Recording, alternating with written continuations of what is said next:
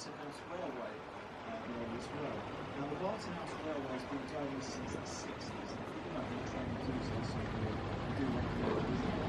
It's the old station buildings that necessarily see nowadays. So to go back to the queries, they were eventually though they decided to start carrying passengers, and there was a good reason for this, because obviously when railways started to take over, they started to take the cargo. So after that, rather than allow them to put into retirement, what they decided to do is they decided to convert them into passenger vessels. They created a second generation of wherry, known as the pleasure wherries, and then eventually they created a third generation of wherry, second and third worldwide.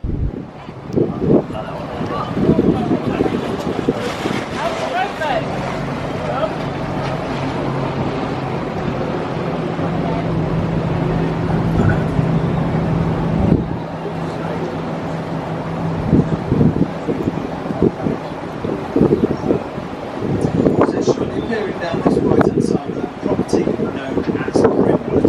Brynwood is a property that was valued pre-COVID at £3 million. Don't you think it's how much it's going to fetch you back now? But it's just coming down this right-hand side, as you can see, that house in the distance there comes free with a trampoline and a slide, as you can see. And it also has some Canada geese there in the background as well. So you can see the ones with a black head and a white chin strap. There's a number of goslings there as well, goslings being baby geese, and a rather large gaggle of Canada geese. Again, gaggle being a group of geese. Why are they called Canada geese? Because they're from Canada and they're geese. That's simple, isn't it? But how did they come over here?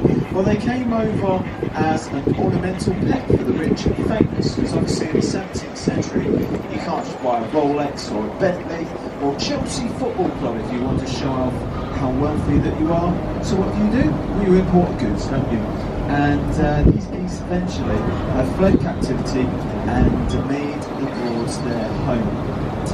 But I can imagine there's a few of you out there not listening to my commentary, but more thinking to yourself, if I win the lottery, that's the house that I'm going to buy. What about this one on the left hand side then?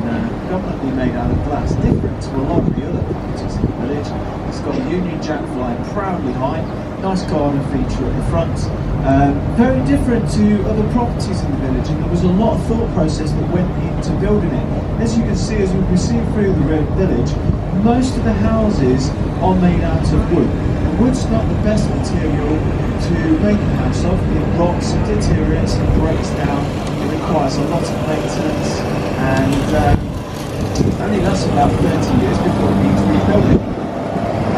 To top it off, they don't give you a much of a discount as a result. In fact, if you've got a little quick kick down the side of your sofa, you're not going to come up with a lot of change. So it's very expensive to live here. Also, you have to pay in cash. No mortgage is going to allow you to buy a wooden property that only lasts 30 years. You've got to pay in cash. And the key headings as well. It's your responsibility to maintain the key headings as well. It's in your best interest to, because it separates your front garden from the river itself.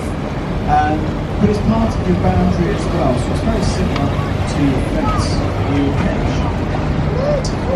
Okay, so let's move on to celebrities, shall we? There has been various celebrities that have lived here on the Broads throughout the years, and on this right-hand side we have a property that is known as Herrenby, previously known as Beraldine, and that property on that right-hand side, that was owned by a popular celebrity from the 1930s all the way up to the 1960s. Who remembers Frank Sinatra, right? Yeah, it belonged to him. It belonged to a gentleman known as George Formby, who was a singer, songwriter, ukulele player, even movie star back in his day, sung for the troops in World War II. I'm sure you all have heard of one of his songs. When I'm thinking, that's probably his most famous song. He named that property at these wide level deep later on the case managing and turning right, which is what we're going to do. 2 short blasts generally means that we're turning left or turning to port. 3 short blasts means that we are operating astern emulsion and is going into reverse to be forward. And 4 short blasts, well, you've just been seen.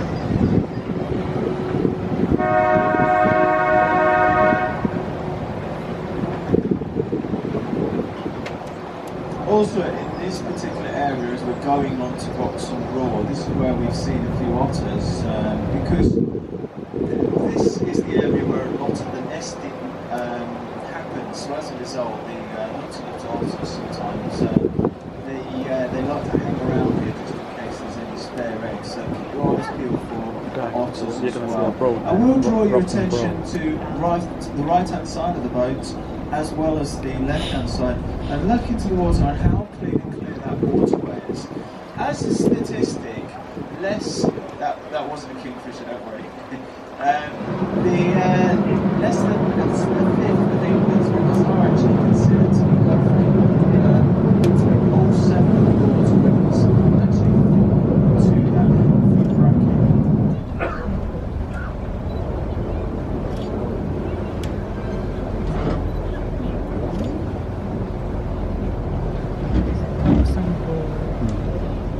So I think those of you some of you on the right hand side may have seen a bird that just flew round.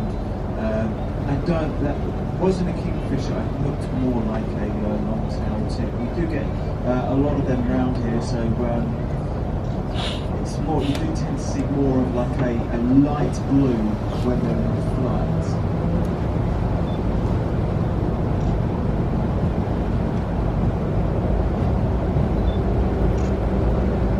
Okay everybody, welcome to Vauxhall Broad. Now, as you can see, it's a fair old size. In total, it's 120 acres, which is equivalent to 77 Premier League football pitches. So it's a fair old size, and it's between 6 and 8 foot deep. So with that in mind, it might come as a bit of a surprise to you that the Broads does actually freeze over occasionally if it's cold enough. In fact, 4 years ago, myself and Pete, who's another crew member, we brought the Queen of the Broads onto this very board, and that's exactly what happened. It froze over. So we got to about where we are now. We had to reverse back onto the river to safety. I think we've all heard the stories of the icebergs and the boats down links. So we reversed back onto the river to safety. I'm not sure if anybody remembers one of the coldest winters on record, 1963. Quite a few of you there.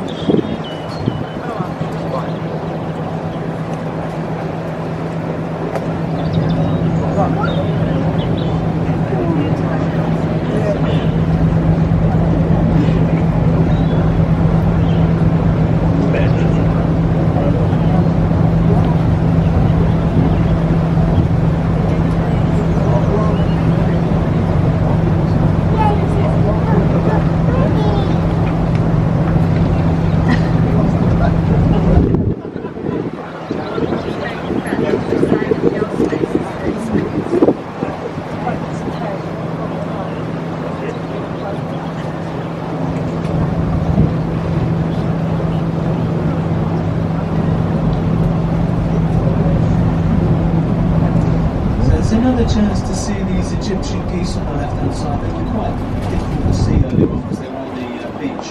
But the ones with the brown eye patch there on the left-hand side, that's the Egyptian goose. They're actually part of the show dog family as well as the goose family.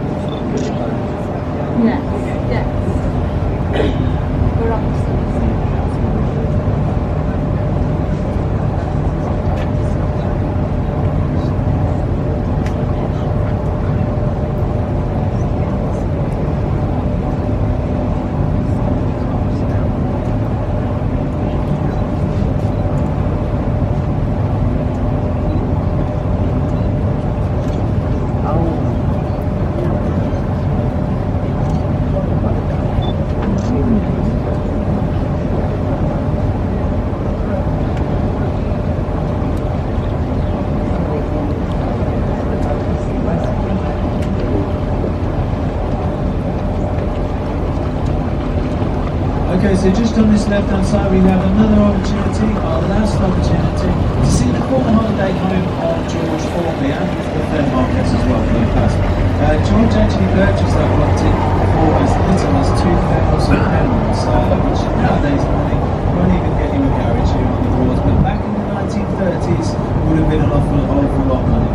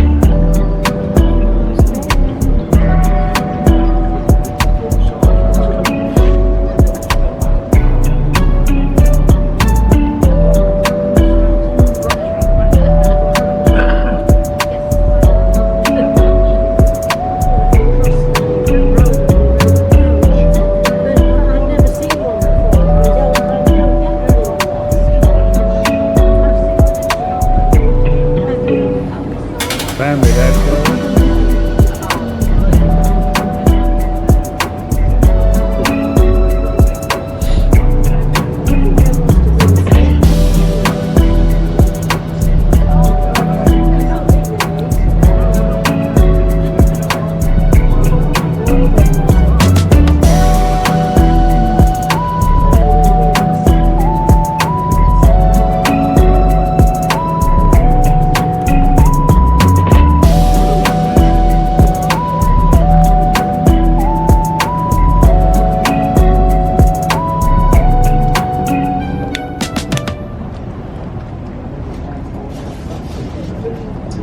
Okay, ladies and gentlemen, as we pass the Wherry Yacht Charter Trust, we also near the last few bends of our journey.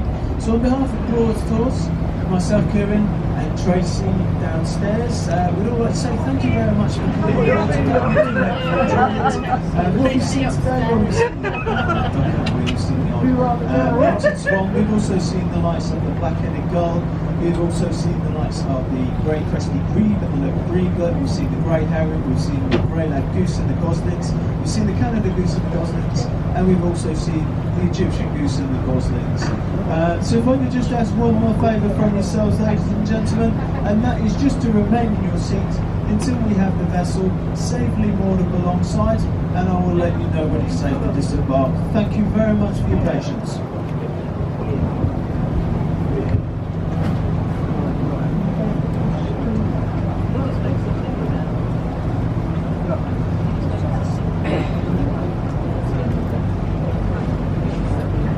Well, it's all right, I'm really quite happy with dogs. I say growl at me. Sometimes when I'm walking on my own, I think they think it's funny, somebody on their own. I don't know, so, well, they start laughing furiously. Well, I haven't.